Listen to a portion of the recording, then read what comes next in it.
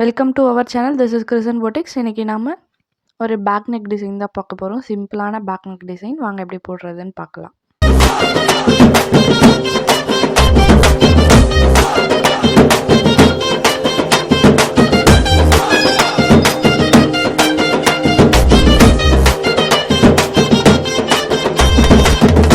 Hello guys, இன்றைக்கி நாம் ஒரு சிம்பிளான பேக் நெக் டிசைன் தான் பார்க்க போகிறோம். பார்க்குறதுக்கு முன்னாடி இது வரைக்கும் சப்ஸ்கிரைப் பண்ணாமல் யாராச்சும் வீடியோ பார்த்துட்ருக்கீங்க அப்படின்னா சப்ஸ்கிரைப் பண்ணிக்கோங்க. பக்கத்தில் இருக்க பெல் பட்டனையும் கிளிக் பண்ணிக்கோங்க. அப்போ தான் டெய்லி உங்களுக்கான வீடியோ உங்களை வந்து ரீச் ஆகும். உங்களுக்கு ஏதாச்சும் குவரிஸ் இருந்துச்சு அப்படின்னா கிருஷ்ணன் பொட்டிக்ஸ் இன்ஸ்டா ஐடியை காண்டாக்ட் பண்ணுங்கள். கமெண்ட் பாக்ஸில் லீவ் பண்ணுங்கள். ஆர்டர் ப்ளேஸ் பண்ணணும் அப்படின்னா கிருஷ்ணன் பொட்டிக்ஸ் இன்ஸ்டா ஐடியை டிஎம் பண்ணுங்கள். இன்றைக்கி நாம் ஒரு சிம்பிளான பேக் நெக் டிசைன் தான் பார்க்க போகிறோம். பாருங்கள், ஜஸ்ட்டு சரி த்ரெட்டில் செயின் ஸ்டிச்சஸ் கொடுத்துட்ருக்கேன். மார்க் பண்ணிட்டேன். ஆல்ரெடி கஸ்டமருடைய ப்ளவுஸ் மெஷர்மெண்ட் எடுத்து மார்க் பண்ணிட்டேன். எப்படி மார்க் பண்ணுறது அப்படிங்கிறத ஆல்ரெடி நான் வீடியோ போட்டிருக்கேன். இன்கேஸ் பார்க்காதவங்க ட்ரை பண்ணி பாருங்கள். நிறைய பேர் ஆரி ஒர்க் பண்ணுறவங்களுக்கு மெஷர்மெண்ட் எப்படி பண்ணுறதுன்னு தெரியாது. டெய்லர்கிட்ட கொடுத்து மெஷர்மெண்ட் பண்ணிவிட்டு அதுக்கப்புறமா ஆரி ஒர்க் பண்ணுவீங்க. நாமளே சிம்பிளாக மெஷர்மெண்ட் பண்ணிக்கலாம். ஸோ அதுக்காக தான் ஜஸ்ட்டு உங்களுக்கு எப்படி மெஷர் பண்ணணும் அப்படிங்கிறத மட்டும் ஒரு வீடியோவாக போட்டிருக்கேன். மறக்காமல் ட்ரை பண்ணுங்கள். ஸ்டெப் பை ஸ்டெப்பாக தெரியாதவங்க கூட மார்க் பண்ண முடிகிற மாதிரி தான் போட்டிருக்கேன். மறக்காமல் பாருங்கள் போயிட்டு. தென் உங்களுக்கு அது எந்த அளவுக்கு யூஸ்ஃபுல்லாக இருந்துச்சு அப்படிங்கிறதையும் கமெண்ட் பாக்ஸில் சொல்லுங்கள். ஃபஸ்ட்டு சரி த்ரெட்டில் நான் 4 லைன்ஸ் கொடுக்க போகிறேன் செயின் ஸ்டிச்சஸு. உங்களுக்கு வேணும்னா ஆல்ரெடி சொன்ன மாதிரி 7 லைன்ஸும் நீங்கள் கொடுத்துக்கலாம். எனக்கு 4 லைன்ஸ் போதும் அப்படிங்கிறதால நான் 4 லைன்ஸ் கொடுத்துருக்கேன். உங்களுக்கு வேறு ஏதாச்சும் வீடியோ வேணும் அப்படின்னாலும் கமெண்ட் பாக்ஸில் லீவ் பண்ணுங்கள். வீடியோவை எண்டு வரைக்கும் ஸ்கிப் பண்ணாமல் பாருங்கள். அப்போ தான் புரியும்.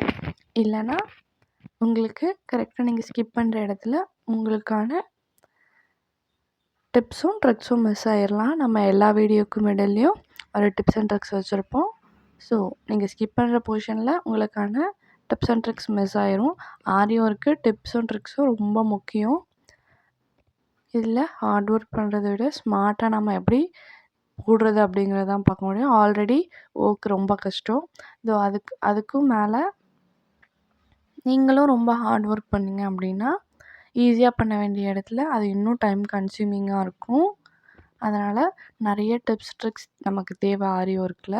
ஸோ அப்படி தெரிஞ்சால் மட்டும்தான் நம்மளால் பர்ஃபெக்டாக போட முடியும். தென் ஈஸியாகவும் போட முடியும். அதனால் எண்டு வரைக்கும் ஸ்கிப் பண்ணாமல் பாருங்கள். அப்போ தான் உங்களுக்கு ஃபுல்லாக தெரியும். பிகினர்ஸ்லாம் ஸ்லோவாக எப்படி போடுறது அப்படிங்கிறத போட சொல்லியிருந்தீங்க போஸ்ட்டில். ஃபாஸ்ட்டாக போடாதீங்க அப்படிங்கிற மாதிரி. ஸோ அதனால தான் உங்களுக்காக தான் ஸ்லோவாக கொண்டு வந்தேன். பொறுமையாக பாருங்கள். தெரியாமல் இப்போ தான் ஃபஸ்ட் டைம் நான் ஸ்டார்ட் பண்ணுறேன் அப்படிங்கிறவங்க கூட பொறுமையாக என்னுடைய வீடியோவை வாட்ச் பண்ணி பார்த்தீங்க அப்படின்னா கண்டிப்பாக புரியும். ஏன்னா அவ்வளோ பொறுமையாக தான் நான் எடுத்திருக்கேன். வீடியோ எல்லாமே அப்படி தான் போஸ்ட் பண்ணியிருக்கேன். நிறைய பேர் கேட்குறவங்களுக்குமே நான் வீடியோ அப்லோட் பண்ணிட்டு தான் இருக்கேன். அவங்க என்ன வீடியோ கேட்குறாங்க அப்படிங்கிறத பார்த்து எல்லாருக்குமான வீடியோவும் நான் போஸ்ட் பண்ணிட்டு தான் இருக்கேன். ஸோ அதனால் உங்களுக்கு என்ன வீடியோ வேணுங்கிறதையும் கமெண்ட் பாக்ஸில் மறக்காமல் சொல்லிட்டு போங்க. தென் இப்போ நான் சரி த்ரெட்டை 4 லைன்ஸ் போட்டு முடிக்கிறேன். நிறைய பேருக்கு இந்த வீடியோக்கான டிப், நிறைய பேருக்கு பிகினர்ஸாக இருக்கீங்க அப்படின்னா என்ன நீடில் யூஸ் பண்ணணும், அது எங்கே வாங்கணும், எப்படி எதுவுமே தெரியறதில்ல. அது எப்படி ஹேண்டில் பண்ணணும்னு தெரியல. ஸோ அதை எப்படி பண்ணுறதுன்னு தான் இன்றைக்கி சொல்ல போகிறேன். ஃபஸ்ட்டு நம்ம த்ரெட் ஒர்க் பண்ணுறோம் அப்படின்னா துலிப் பிராண்டோடைய 24.01 இருக்கும். ஸோ அதை வாங்கிக்கோங்க. இந்த மாதிரி ஜரி த்ரெட்டுக்கு, சில்க் த்ரெட்டுக்கு எல்லாத்துக்குமே அந்த நீடில் ரொம்ப யூஸ்ஃபுல்லாக இருக்கும். பிகினர்ஸாக இருக்கவங்களுக்கு ரொம்ப கம்ஃபர்டபுளாகவும் இருக்கும். தென் உங்களுக்கு ஸ்டார்டிங்கில் நீங்கள் இப்போ தான் ஒர்க் பண்ணுறீங்க அப்படின்னு நீங்கள் இருக்கீங்க அப்படின்னா துலிப் பிராண்டோடைய 14.01 வரும். ஸோ அதை வாங்கிக்கோங்க. அது வந்து பீட்ஸ் ஒர்க் பண்ணுறதுக்கு ரொம்ப யூஸ்ஃபுல்லாக இருக்கும். மேபி நீங்கள் கற்றுக்கிட்டீங்க அப்படின்னா அதுக்கப்புறமா அயன் நீடில் வாங்கிக்கோங்க. துள்ளி பிராண்டில் பீட் ஒர்க் பண்ணும்போது ரொம்பவே டைம் எடுக்கும். ஸோ அதனால் 2 மணி இல்லாட்டி 3 மணி மட்டும்தான் துள்ளி பிராண்டில் வந்து நம்மளால் பீடை லோட் பண்ண முடியும். ஸோ அதனால் ஸ்டார்டிங்கில் கற்றுக்கும்போது அது ஓகே. தென் அதுக்கப்புறமா அயன் நீடில் வாங்கிக்கோங்க. அயன் நீடில் வாங்கிட்டு அதில் நீங்கள் லோட் பண்ணிங்கன்னா ஒரே டைமில் 18, 17 பீட்ஸ் வரைக்கும் லோட் பண்ணி யூஸ் பண்ண முடியும். ஸோ அதனால் நீங்கள் ஓரளவுக்கு கற்றுக்கிட்டீங்க அப்படின்னு ஃபீல் பண்ணுறச்ச துள்ளி பிராண்டோடைய அயன் நீடில் வாங்கிக்கோங்க. தென் ஜர்தோசிக்குமே அயன் நீடில் ஓகே தான். இன்கேஸ் உங்களுக்கு வரல அப்படின்னா அயன் நீடில் மாதிரி வுட் நீடில் வரும். அது ரொம்ப மெலிசாக இருக்கும். நீங்கள் அதை வேணால் ட்ரை பண்ணி பாருங்கள். பட் என்னோடய சஜஷன் அயன் நீடிலே ஓகே அப்படிங்கிற மாதிரி தான் நான் சொல்வேன். பிகாஸ் அதுவே ஓகே தான். நிறைய பேருக்கு பட் போட தெரிய மாட்டேங்குது அதில். அதனால் நான் இதை சஜஸ்ட் பண்ணேன். தென் நீடில் வாங்கிட்டு வந்து ஸ்ட்ரெயிட்டாக யூஸ் பண்ணக்கூடாது. எப்படி வச்சுருக்கோமே அப்படியே யூஸ் பண்ணவும் கூடாது. என் கையில் இருக்க நீடில் பாருங்கள், நான் த்ரெட்டை சுற்றியிருக்கேன். பிகாஸ் அந்த மாதிரி த்ரெட்டை சுற்றி நீங்கள் யூஸ் பண்ணிங்க அப்படின்னா ஒரு க்ரிப்னஸ் கிடைக்கும் உங்களுக்கு. ஃபாஸ்ட்டாக போட முடியும் க்ரிப்னஸ் இருந்துச்சு அப்படின்னா. ஸ்டில் நம்ம அப்படியே வெறும் நீடில் மட்டும் யூஸ் பண்ணோம் அப்படின்னா எந்த ஒரு க்ரிப்னஸும் இருக்காது. ஃபாஸ்ட்டாகவும் உங்களால் மூவ் பண்ண முடியாது. ஏன்னா ரொம்ப மெலிசாக இருக்கும் நீடில். ஸோ அவ்வளோ மெலிசாக இருக்கும்போது நம்மளால் எப்படி அதை ஹேண்டில் பண்ணணுங்கிறது தெரியாது. நீங்கள் துள்ளி பிராண்ட் வாங்கினீங்கனாலும் சரி, அயன் நீடில் வாங்கினீங்கனாலுமே சரி, இந்த மாதிரி நூலை சுற்றிடுங்க. நூலை சுற்றிட்டு அதுக்கப்புறமா நீங்கள் இது பண்ணுங்கள், ஒர்க் பண்ணுங்கள். அப்போ தான் கரெக்டாக இருக்கும். நான் இதுக்கு எப்படி நூல் சுற்றுறது அப்படிங்கிறத வீடியோவே போட்டிருக்கேன். இது வரைக்கும் பார்க்காதவங்க போய் பாருங்கள். நீங்கள் எந்த நூல் வேணாலும் யூஸ் பண்ணிக்கலாம். இப்போ நான் யூஸ் பண்ணிகிட்ருக்கேன் பாருங்க. ஆல்ரெடி நான் சொன்னேன்ல அயன் நீடில் நான் பீட்ஸ் ஒர்க்குக்கு யூஸ் பண்ணுவேன்னு சொல்லிட்டு, நான் கையில் வச்சுருக்கிறது அயன் நீடில் தான். அதை தான் யூஸ் பண்ணியிருக்கேன். நான் அதுலேயுமே நூல் சுற்றிருக்கேன் பாருங்கள். இந்த நூல் தான் சுற்றணுங்கிற மாதிரி எந்த ஒரு கம்பல்ஷனும் கிடையாது. உங்களுக்கு எந்த நூல் க்ரிப்னஸ் கிடைக்குமோ அந்த நூலை நீங்கள் சுற்றிக்கலாம். அது என்ன நூலாக இருந்தாலும் பரவாயில்ல. கொஞ்சம் எந்தளவுக்கு டைட்டாக வேணுமோ அந்தளவுக்கு டைட்டாக சுற்றிக்கோங்க. அப்போ தான் பிரிஞ்சு வராமல் இருக்கும். தென் எந்த அளவுக்கு உங்களுக்கு ஸ்ட்ராங்காக வேணும் அப்படிங்கிறதையும் பார்த்து அந்தளவுக்கு நீங்கள் நூல் சுற்றிக்கோங்க. அது பெஸ்ட்டாக இருக்கும். நான் இப்போது சரி த்ரெட்டில் 4 லைன் செயின் ஸ்டிச் கொடுத்துட்டேன். கொடுத்ததுக்கப்புறமா சுகர் பீட் கொடுக்குறேன். 2 பீட்ஸாக கொடுத்துட்ருக்கேன் பாருங்கள். 2 பீட்ஸாக கொடுத்தா தான் கரெக்டாக இருக்கும். அதுக்கு மேலே நம்ம கொடுக்கக்கூடாது. கொடுத்தோன்னா அது பீட்ஸ் வந்து மூவ் ஆக ஸ்டார்ட் ஆயிரும். ஃப்ரேமில் இருக்க வரைக்கும் ஓகேவாக தான் இருக்கும். ஸ்டில் நம்ம வெளியே எடுத்துட்டோம் அப்படின்னா மூவ் ஆக ஸ்டார்ட் ஆயிரும். அப்புறமா நம்ம எந்த மாதிரி போட்டோமோ அந்த மாதிரியே இருக்காது அது. நம்ம ஒரு ரவுண்ட் ஷேப்பில் போட்டிருக்கோம் நெக்கு அப்படின்னா அது வி ஷேப் அந்த மாதிரி. ஸோ அதோடைய எப்படி போட்டிருக்கோமோ அதுவே சேஞ்ச் ஆகிற மாதிரி இருக்கும். ஸோ அதனால் இந்த மாதிரி 2 பீட்ஸாக போடுங்க சுகர் பீடை. அதுக்கு மேலே போட வேண்டாம். நான் 2 பீட்ஸாக தான் போடுவேன். இன்கேஸ் ஏதாச்சும் 1, 2, 3 பீட்ஸ் தெரியாமல் போட்டுட்டிங்க அப்படின்னா பிரச்சனை கிடையாது. அதுக்குன்னு சுத்தமாக 2னா 2 தான் போடணுன்லாம் கிடையாது.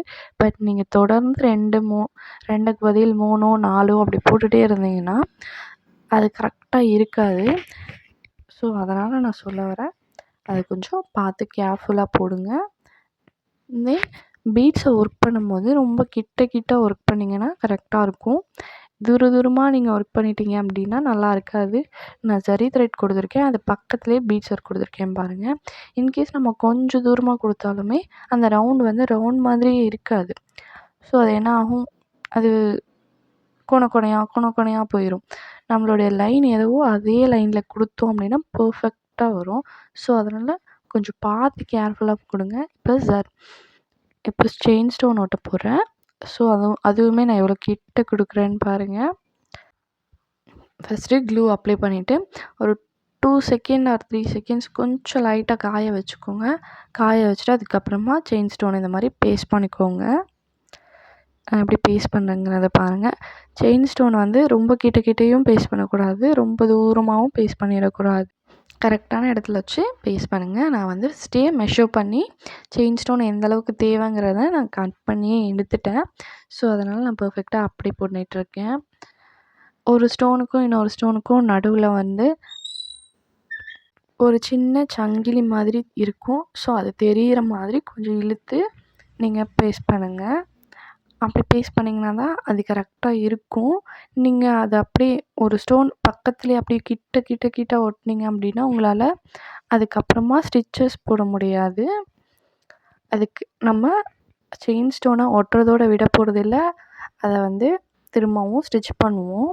ஸோ அந்த மாதிரி ஸ்டிச் பண்ணும்போது ஒரு ஸ்டோனுக்கும் இன்னொரு ஸ்டோனுக்கும் இருக்க சங்கிலிக்கு நடுவில் தான் கொண்டு போய் ஸ்டிச்சஸை கொடுப்போம். ஸோ அந்த மாதிரி நீங்கள் சங்கிலியே இல்லை, ரொம்ப நான் கிட்ட போட்டுட்டோம் அப்படின்னா நம்மளால் ஒர்க் பண்ண முடியாது. அது ரொம்ப கஷ்டமாக இருக்கும். ஸோ அதனால் இந்த மாதிரி கொடுங்க. கொஞ்சம் இழுத்து பேஸ்ட் பண்ணால் நல்லாயிருக்கும். அதையும் கொஞ்சம் பார்த்து ட்ரை பண்ணுங்கள். தென் இப்போ நான் ஒட்டினதுக்கப்புறமா அதை நல்லா காய வச்சுட்டேன். செயின் ஸ்டோனை வந்து காஞ்சதுக்கப்புறமா நீங்கள் வந்து ஸ்டிச்சஸ் கொடுங்க. இல்லைனா அது மூவ் ஆக ஸ்டார்ட் ஆகிடும். அதுவுமே என்ன மாதிரி நம்ம ஒட்டியிருக்கோம், ரவுண்ட் ஷேப்பில் நம்ம ஒட்டியிருக்கோன்னா அது கோணையாக அதுவுமே கோணையாக போகிற மாதிரி இருக்கும். ஸோ அதனால் நல்லா காஞ்சிட்டு அது மூவே ஆகக்கூடாது. அந்த டைமில் தான் நீங்கள் வந்து அதை ஸ்டிச் பண்ண ஸ்டார்ட் பண்ணணும்.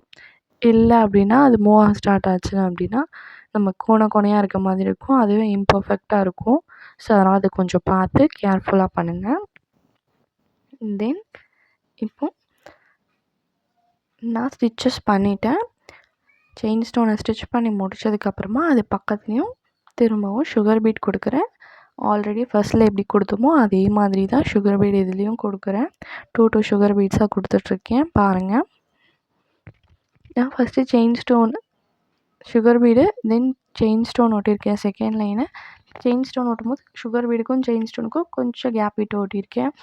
லைட்டாக ரொம்ப மைல்டான ஒரு கேப் இருந்திருக்கும்.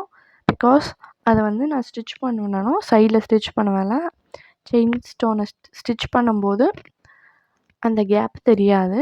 ஸோ அதனால் நான் கேப்பை விட்டு பேஸ்ட் பண்ணேன். பட் ஸ்டில் இப்போது செயின் ஸ்டோன் பக்கத்தில் போடுற சுகர் பீடை வந்து கேப் இல்லாமல் போடுறேன். ஏன்னா ஸ்டிச்சஸ் பண்ணிட்டேன். இந்த சைடில் பண்ண வேண்டியது இல்லை. ஆல்ரெடி பண்ணிவிட்டு நான் சுகர் பீடு கொடுக்குறதால ரொம்ப கிட்ட தான் கொடுத்துட்ருக்கேன். சுகர் பீடை எப்படி நான் லோட் பண்ணி எப்படி போடுறேங்கிறதையுமே நீங்கள் பாருங்கள். பொறுமையாக பார்த்தீங்கன்னா உங்களுக்கு எல்லாமே புரியும். ஸோ ஒரு முறைக்கு 2 முறை வீடியோவை பாஸ் பண்ணிவிட்டு பாருங்கள். பார்த்தீங்கன்னா தெரியும் நான் எப்படி அதை ஹேண்டில் பண்ணுறேன் அப்படிங்கிறது உங்களுக்கும் புரிய வரும். ஸோ அதனால் எண்டு வரைக்கும் பாருங்கள். ஸ்கிப் பண்ணாமல் பாருங்கள். அப்போ தான் புரியும். ஸ்கிப் பண்ணிட்டீங்க அப்படின்னா புரியாது. அதனால் இந்த மாதிரி பொறுமையாக யூஸ் பண்ணிவிட்டு ட்ரை பண்ணி பாருங்கள். கண்டிப்பாக போட முடியும் உங்களாலேயுமே ஆரி ஒர்க்கு. தென் இந்த ப்ளவுஸை சுற்றி நிறைய புட்டாஸ் ஒர்க் கொடுத்துருக்கேன். பார்த்தீங்கன்னா தெரியும். நான் இந்த செயின் ஸ்டோன் காயும்போது அந்த ஃப்ரீ டைமில் நான் புட்டா ஒர்க்கும் முடிச்சிட்டேன். புட்டா ஒர்க் எப்படி கொடுத்துருக்கேன்னு பாருங்கள். ஃபஸ்ட்டு ஒரு 3mm பீட் கொடுத்துருக்கேன், சிங்கிள் பீடு. தென் அது கீழே கோதுமை பீடு 3 பீட்ஸ் கொடுத்துருக்கேன். ஒரு சிமிக்கி ஸ்டைலில் கொடுத்துருக்கேன். இதை கம்மல் இருக்கும்ல அந்த ஸ்டைலில் தான் நான் இதை கொடுத்துருக்கேன்.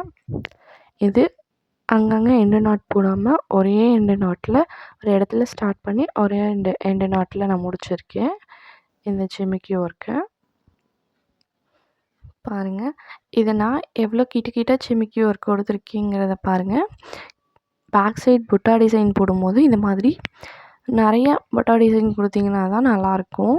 நான் சிம்பிளாக பேக் நெக் டிசைன் போடுறோம். சுற்றி புட்டாஸுமே ரொம்ப சிம்பிளாக ஒரு எங்கேயாச்சும் ஒன்று இருந்துச்சுன்னா கொஞ்சம் நல்லா இருக்காது. ஸோ அதனால் நான் நிறைய புட்டாஸ் ஒர்க் கொடுத்துருக்கேன்.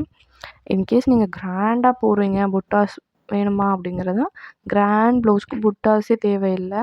பிகாஸ் உங்களுடைய பேக் நெக்கே ரொம்ப அழகாக எலகண்ட்டாக காமிச்சிரும். அதனால பேக் நெக் அதுக்கு தேவையில்ல.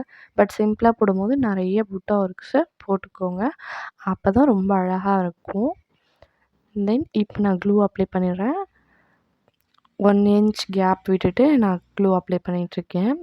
இதில் வந்து ஸ்கொயர் ஸ்டோன் ஒட்ட போகிறேன். அதனால 1 இன்ச் நான் கேப் விட்டுருக்கேன். பாருங்கள், அந்த சைடில் எப்படி நான் ஒட்டினோ அதே மாதிரி இந்த சைட்லேயும் க்ளூ அப்ளை பண்ணிகிட்ருக்கேன். க்ளூ அப்ளை பண்ணும்போது ஓரளவுக்கு நார்மலாக அப்ளை பண்ணிக்கோங்க. அதிகமாக அப்ளை பண்ணிட்டீங்க அப்படின்னா நீங்கள் ஸ்டோன் ஒட்டினதுக்கப்புறமா எக்ஸ்ட்ராவாக அந்த ஸ்டோனை தாண்டி வெளியே வந்துடும். ஸோ அதை உங்களால் ரிமூவே பண்ண முடியாது. அந்த ஸ்டோன் அப்படியே ஒட்டினது க்ளூ வெளியே தெரிய ஆரம்பிக்கும். தென் தெரியுது அப்படின்றதுக்காக நம்ம தண்ணியை போட்டு அந்த இடத்துல நம்ம ரிமூவ் பண்ணோம் அப்படின்னா நம்மள ஸ்டோனும் கையோடு வந்துடும். ஸோ அதனால் க்ளூ அப்ளை பண்ணும்போதே நம்மளுடைய ஸ்டோன் எந்தளவுக்கு ஒர்க்கு அப்படிங்கிறத பார்த்து அதுக்கு ஏற்ற மாதிரி நீங்கள் அப்ளை பண்ணிக்கோங்க. அப்போ தான் கரெக்டாக இருக்கும். பாருங்கள், நான் ஃபஸ்ட்டு க்ளூ அப்ளை பண்ணேன். ஸ்கொயர் அந்த ஸ்டோன் எப்படி இருக்குன்றது பார்க்கும்போது தெரியும்னு நினைக்கிறேன் உங்களுக்கு. இந்த க்ளூவுமே லைட்டாக காய வச்சு அதுக்கப்புறமா தான் ஒட்டுறேன். அப்போ தான் நம்ம எப்படி ஒட்டுறோமோ அப்படியே நிற்கும். இன்கேஸ் நம்ம காய வைக்காமல் இருந்தோம்னா அது மூவ் ஆகிட்டே இருக்கும். அதனால நான் லைட்டாக எல்லாமே ஸ்டோன் ஒர்க் எந்த ஒர்க் பண்ணாலுமே க்ளூ அப்ளை பண்ணுறேன் அப்படின்னா க்ளூவை லைட்டாக காய வைப்பேன். காய வச்சுட்டு அதுக்கப்புறமா தான் ஒட்டுவேன்.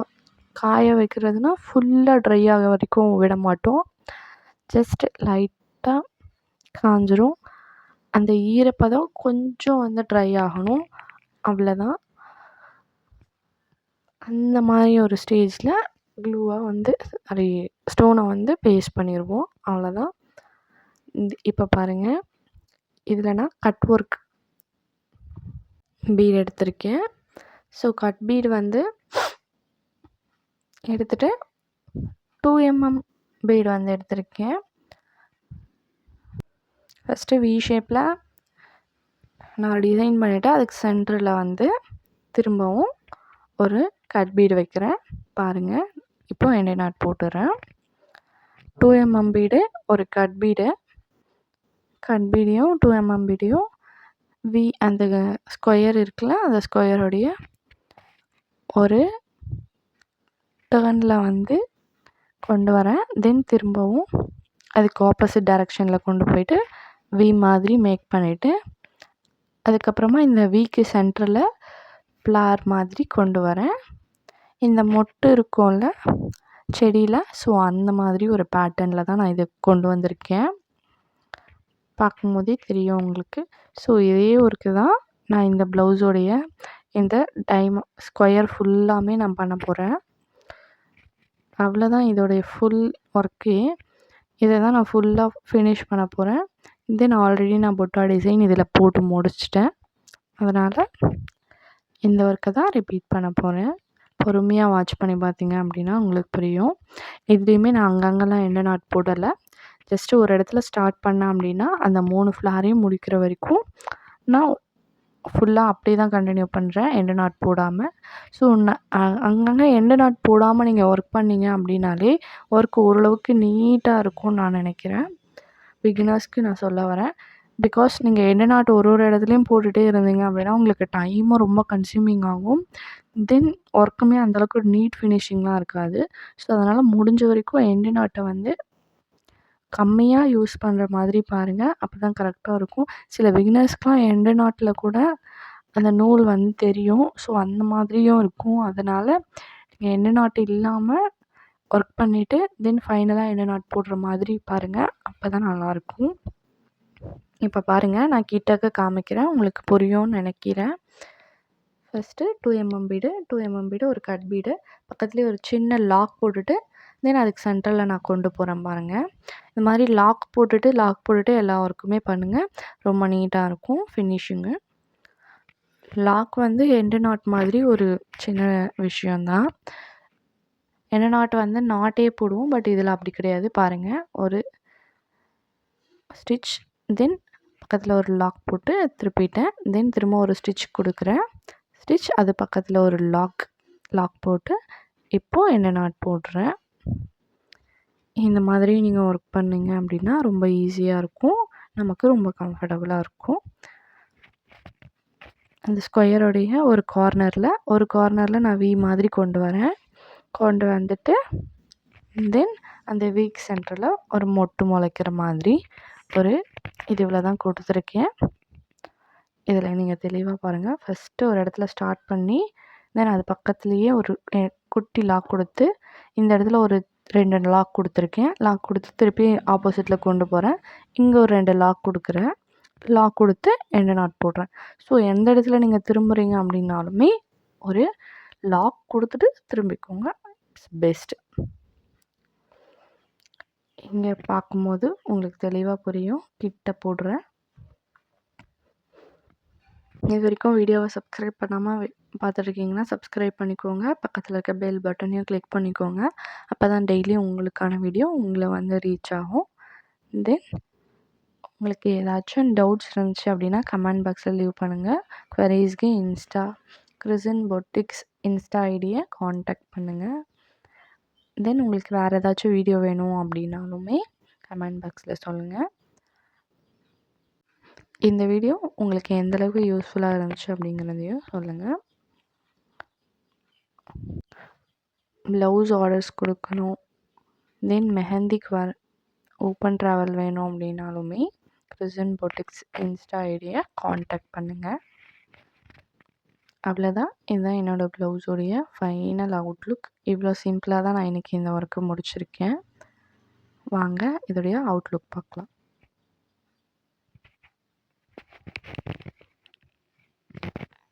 Thank you. Bye.